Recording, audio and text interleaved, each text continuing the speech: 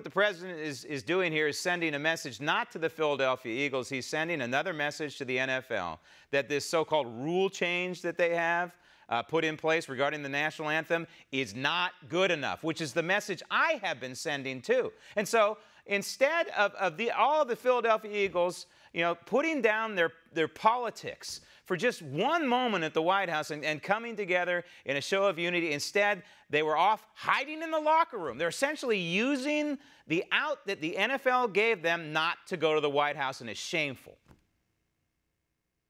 Well, I agree it's shameful, and why real Americans follow the New York Giants instead of the Philadelphia Eagles. No. That aside, the White House put out a statement today where they said that they'd cleared 80 members of the team, players, coaches, trainers, the owner, the mascot, to come to the White House today. And then the Eagles suddenly informed them that most of the folks who were scheduled to come couldn't make it today. And could we do it on a different day, a day when the president is going to be out of the country?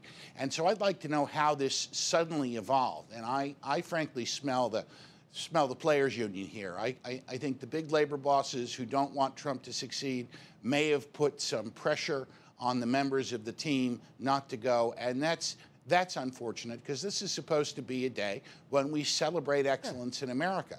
Well, it still is. We're just not including the Philadelphia Eagles. Did I hear you right, that they wanted an alternate day when the president was necessarily out of the country?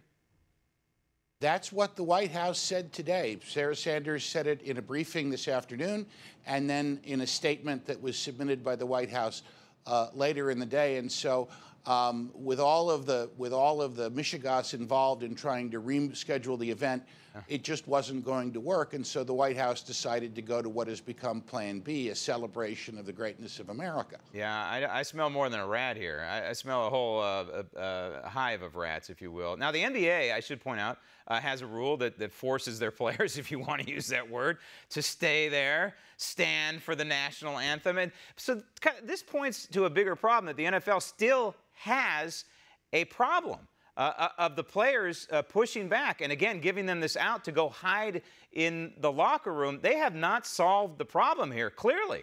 And so I think it was they haven't. But the sad part is, Peter, though, this all of a sudden, it had life under Barack Obama, and it also kind of morphed into a racial thing, which is really unfortunate. And now it's morphed into an anti-Trump thing. That's clear. Yes. They're losing, and the NFL is losing viewers. That means they're losing money. This is a no-win proposition for the owners. It's a no-win proposition for the athletes, who make more in a year than I'm going to make in my entire lifetime.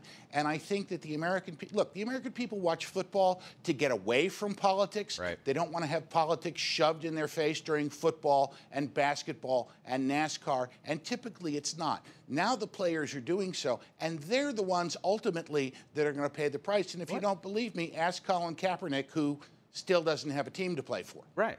Whether you're a fan of the New York Giants or not, I'm sorry, but it's giving us all a reason not to watch.